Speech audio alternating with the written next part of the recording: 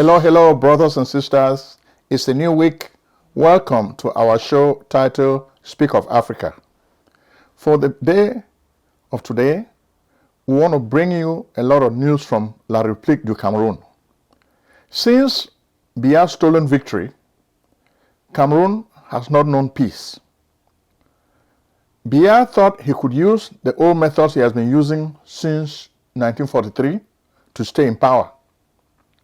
Every 7 years, he organizes a sham elections and he makes himself the winner. As time wore on, people realized that he was playing a lot of tricks. They learned these tricks and they had to hold him accountable. They caught him in his tracks as he was stealing the votes. So this has really exposed the Biya regime. Then of course, because of news organs like ours and most citizen journalists, we've made it possible for the average Cameroonian to know that Biya is not the one running Cameroon. The person running Cameroon are always hand-picked guys. In this case, we are referring to Ferdinand Gongo, the Secretary General at the Presidency of the La République du Cameroon. Since 2018, Biya just forced himself on the people. Then Ferdinand Gongo is the one running the country on a day-to-day basis. He reports to Chantal, who is Paul Biya's wife. So it's more like a triumvirate. Biya is the godfather, Chantal is the godmother, then Ferdinand Gongo is the godson. Then at the same time, you have sidekicks such as Mvondo Ayolo, who is in charge of the presidential civil cabinet. Then of course you have a jester, a court jester such as Atanganji. They call him the Minister of Territorial Administration, Monsieur Molinex, the guy who says he's going to crush all the opposition. So that's just the setup. So far the people know what is happening. Yet we're really worried when we look at what is happening in La République du Cameroon. As much as we always tell you about what is happening in other African countries, we are worried that Cameroon is sleepwalking into a genocide. The last time we heard about an African genocide, we're talking about Rwanda. Even though what is happening in Sudan, I also refer to it as a genocide. But what happened in Rwanda was really dramatic. It caught the world by surprise. So this time, we don't want the world to be caught by surprise. We are telling you that La République du Cameroon is sliding into chaos. And this chaos is going to cost a lot of lives. Because Paul Biya's militia, the Bule militia, people from Biya's tribe, they are setting things up just the way you had the Hutus in Rwanda, the way the genocide. It starts slowly. It's like a slope. You start rolling, before you know it, pop, you are down the cliff. That's just the way a genocide normally takes place. So we see a lot of parallels between La République du Cameroon and Rwanda in 1994. Okay? So we see these similarities. So Biya lost the election squarely, and the average Cameroonian knows it. But because Biya controls the army and the apparatus of state, he's forcing himself on the people. This time, the people are saying enough is enough. Biya has started killing a lot of people. And when I say Biya, I mean his entourage, because Biya now is vegetable.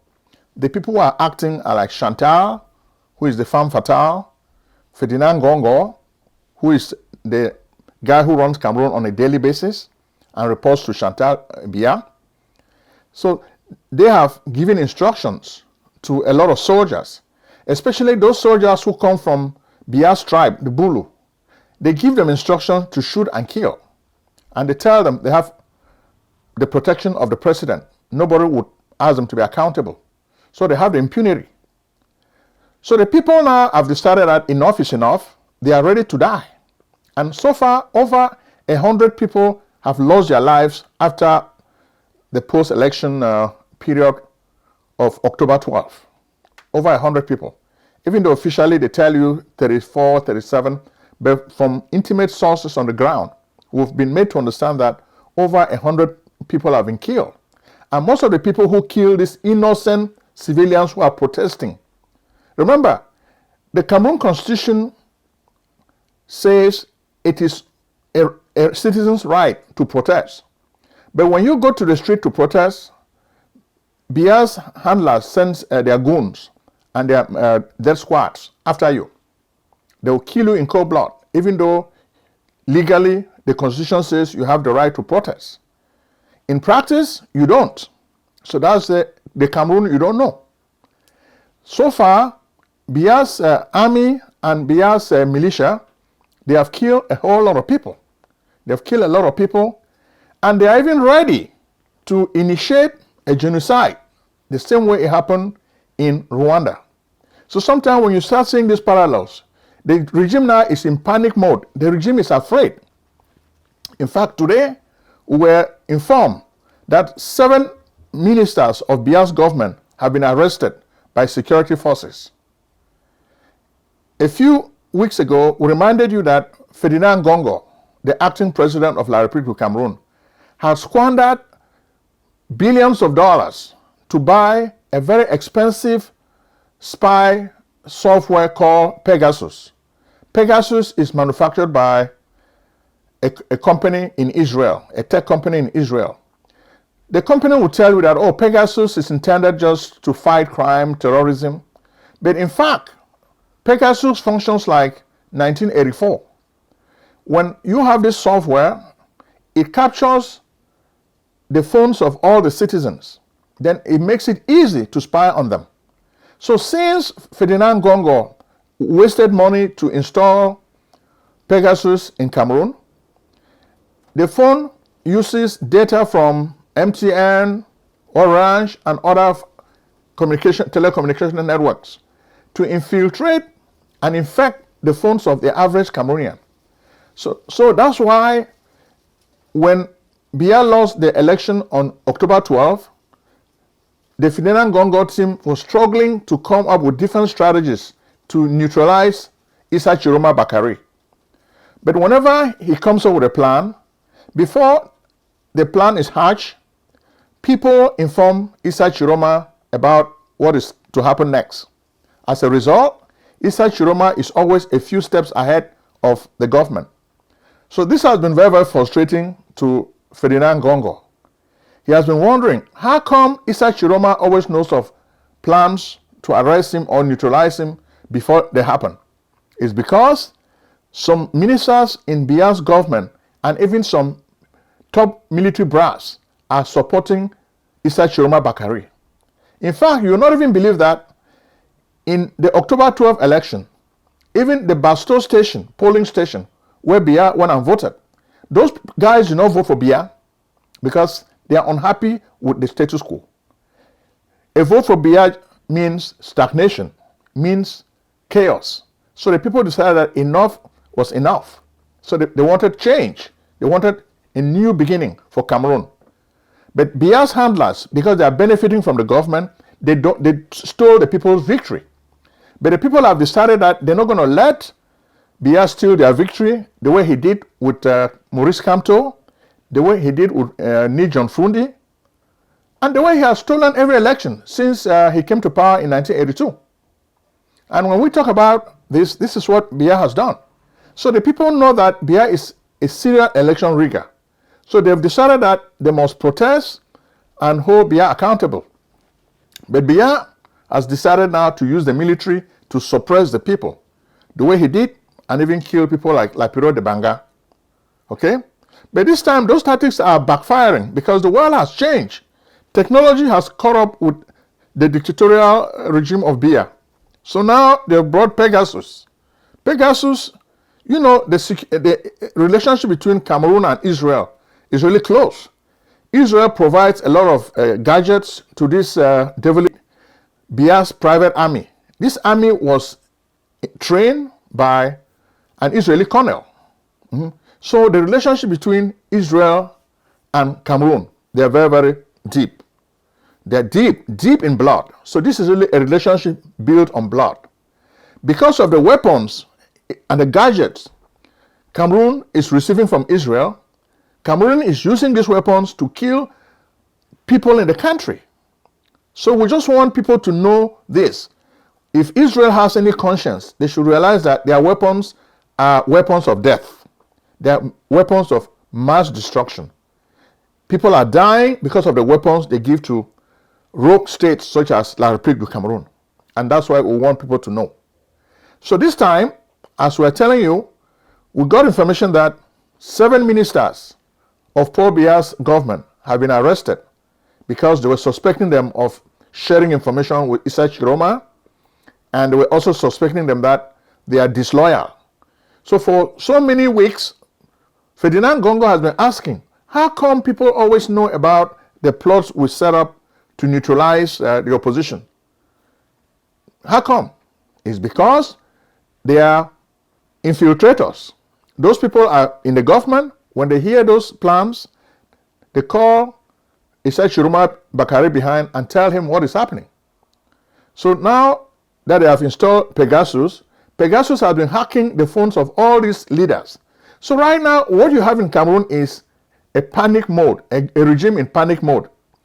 They are fighting for their own existence. For the first time, they are really facing a serious threat. All the past opposition leaders were easily neutralized. They will give them money, they will back down. They will put them in jail, threaten them, they back down. But this time, things are different. Chiroma has decided not to stay in Yaoundé. So he has made it difficult for the Biya regime to pick him up like a little pig or chicken for the slaughterhouse. So this has really been tough. Sometimes Issa Chiroma sneaks out of Cameroon, goes to Nigeria, sneaks out, goes to Chad, goes to other neighboring countries, even like Gambia. So the regime is really wondering, where is this guy? How can we arrest him? So things are really tough. Now that they have this tracking system, so they think probably they may be able to use his phone. But Issa Chiroma is not that stupid. But we think this is going to create more problems. By arresting these ministers and some of the top brass in the military, Ferdinand Gongo thinks he's using a tough stance against the opposition groups. But we think this is the end. This action is going to precipitate the downfall of the Biya regime. If the Biya regime were to fall in 6 months, we think Ferdinand Gongo is taking actions to accelerate the downfall of the Biya regime. Because already, these ministers have people who love them. They may not be in the opposition, but they're going to be forced now to change camp.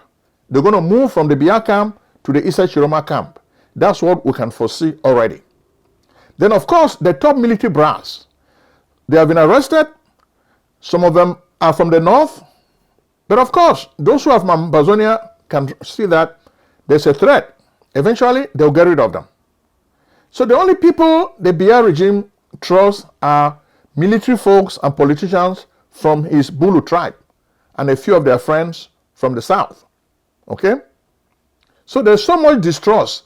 There's so much nostalgia. Okay? People are just afraid. Even folks who are in the army, they know that, okay, if they can arrest these 7 ministers and top military brass, then it means soon it will be their own turn. So there's so much tension in the country, a whole lot of tension. And we think this tension is going to break the regime because the regime now has chosen a scorched earth strategy. It's the same thing they did when they decided to challenge the Amba Boys. People were struggling for freedom. They were protesting with leaves, peace plans. The Biya people only believe in force. They use deadly force to attack and kill them. And this is what has created this conflict. They were saying, oh, Ambazonia is just like 2 cubes of sugar. We're going to submerge them in water, and in no time, they'll be gone. B is invincible, created by Israel, but the Ambazonia forces have unmasked these Israeli trained B forces. They have made them look like chicken. Because I said it before, the Ambazonians are going to create weapons like IDF. These devices, improvised devices, are going to create more problems. And they have been using these devices to break armored cars. I said it many, many years ago. Some people said, oh no, Prince Ojong, you don't know what you're talking about. but it's been happening. So right now in Ambazonia, for more than 16 years now, there's no order, there's no governance, everything is chaos. It's true, some of the funds and lackeys of the regime, they take bribes, then they sell their own people. How has that been? It has not been good because they too are facing the pressure. So what the Ambazonians are doing is even minuscule. What the North, the Grand North, Ngaoundere, Marwa, Garwa is going to do to this regime is going to even be worse. Which is why we know that they're going to now activate the genocide option. It's going to be worse than what they've done to Ambazonia. But interestingly, I'm really reassured because a lot of the people, they have dead set that they're going to take on this regime. They're not going to relent. They're not going to relent. And Issa Chiroma has been strong. So long as Issa Chiroma has not been captured, this gives the people hope. And hope is what the people are relying on, and they are ready to fight for their liberation. Because the people feel that they are slaves of the Biya regime. These people feel that the gang that Biya has created owns Cameroon. They can squander all the resources in Cameroon and they don't want anybody to open their mouth. But so far, the people have decided that enough is enough. Then you hear names like Ben Modu, who is a businessman and an activist. They have come to understand that because the Biya Bulu people now want to activate a genocide like what happened in Rwanda in 1994, the people have to be prepared. And when you say, how are they activating genocide? Take a look. You have Vision 4 television. This has become a Bulu television station. Bruno Bijan, who was the young guy behind Jean-Pierre Mugu Belinga of Vision 4 television, those guys who were accused of killing Martinez Zogo, the journalist. He's always spreading false news, racist, ethnic cleansing kind of rhetoric, propaganda. So this reminds of Radio Mille Collines. Okay? In Rwanda, they were using the radio station to spread false stories to dehumanize the other people. They were using this to dehumanize the Tutsis. Because in Rwanda, you had a conflict between the Hutus and the Tutsis. Okay?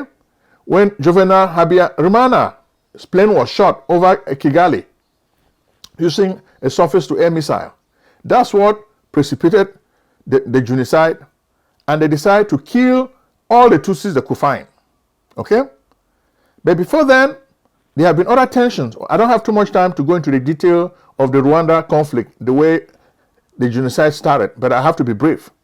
So, Habyarimana Juvenal was killed because his plane was shot over Kigali, and even the president of Burundi also was killed.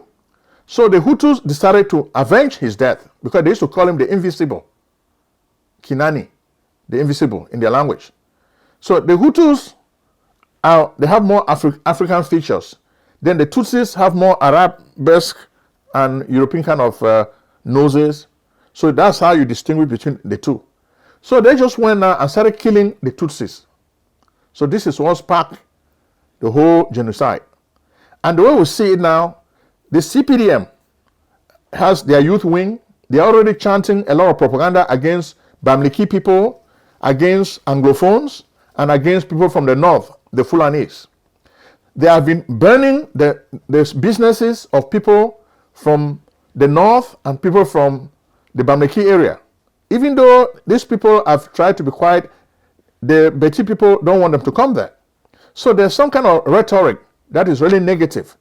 It is designed to dehumanize people from, if you are not Bulu, it's designed to dehumanize you. You are a cockroach. You are a traitor. You are a beast that can be killed with no excuses made. So those are some of the issues that we find here. To come up with a self-defense option. And Ben Modo is the real catalyst. This week, Ben Modo has been on social media. I hear he's an American business person and activist. Has been saying that even though Chiroma Bakari is a politician, they cannot put words in his mouth, but they are ready for self-defense. Because they don't want the Biya regime and its gang to kill innocent Cameroonians with no repercussions. So the people have to start by fighting back. So they have to start implementing a self-defense strategy from the very beginning. And that's basically where we find ourselves today. So the people are hell-bent on giving ammunition to people from other parts of Cameroon. Because what has been happening during the past few days is that the Biya regime has been confiscating weapons from soldiers from other tribes. So if you are Bulu, then they will give cartridges and weapons to you. Then of course, when you look at a lot of those people, we saw the names of the soldiers who shot people publicly during protests. Over 98% of those soldiers come from the Bulu tribe. So what does that tell you? It tells you that people from other tribes don't want to kill fellow Cameroonians. But the Bulu people want to kill Cameroonians. And that's what is creating this problem in Cameroon. Okay? Because the Bulu soldiers have been emboldened by Biya's forces so they can kill. So now when we see the way things are evolving, we know a civil war is coming to La République du Cameroon. Already there's a Boko Haram problem in the north. Then of course in the northwest and southwest regions you have the Ambazonian problem. Now things are going to be tough. So the Biya regime is going to be fighting a war on many fronts. But we can tell you confidently that the Biya regime is going to lose. No man, however great, can fight against a people. His Biya is going to lose. First of all, the people have chosen the right time to fight Biya. Now Biya is sick, weak, and people say, il est fini, he's done. There's not much that he can do. Ferdinand Gango is hanging on because he wants to be president. But if he wants to be president, he better go out there and run for president on his own terms. He's very uncharismatic, so there's nobody who's going to vote for him. Besides, Biya has just come up with a list for his new cabinet. Ngongo, Ferdinand, Mvondayolo. All these guys have been taken out of the presidency. So Biya is just waiting for the right time to get rid of these guys. So I'm sure when they look at this list, this should give them food for thought. So it means they're not going to stay here for long. Because Biya has already made up his devilish plans to get rid of them. What has been keeping Ferdinand Ngongo in power is his relationship with Chantal. Some people are saying he is her paramour. We don't know because we don't have the facts. But the relationship is close. So he does everything and reports to Chantal. And of course, Biya is a very weak guy. He cannot even do his job. Even the job in the bedroom. So people are helping him. Oh, ben, je veux pas que ma femme parte. Il faut qu'elle reste. Je veux pas qu'elle se fâche. Il ne faut pas qu'elle parte.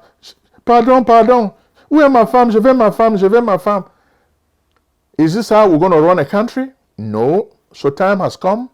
So you, my friends, what should we do? We've presented the facts on this show. What do you think should be the solution? Is Issa Chiroma doing the right thing? Is Ben Modo doing the right thing? Because this regime is even targeting journalists on social media. They are just criticizing the Biya regime on social media and they want to take them out. You have like Leopold Ebene, a commissioner who has been very vocal. He started a PVA program, Arrowhawk program, where they picked up a lot of people. So he knows a lot about the regime and he has been exposing this regime. I like his commentaries. The Commissioner Leopold Ebene and Monsieur Mota. They have been presenting a lot of stuff, and even JP Remingono, they want to arrest them. So be careful if you're a journalist. These people are always sending people around. They will get you. And now that they have Pegasus, we know that all our phones are hacked. So be very, very careful. As you say stuff, they are hacking your phones. So now Pegasus has come. How do we do it? How do we make sure that our phones are not infected with Pegasus? So that's the next. Then who are the list of these ministers who have been arrested by Paul Biya? Watch the show. We're going to reveal them in a minute. Thank you very much.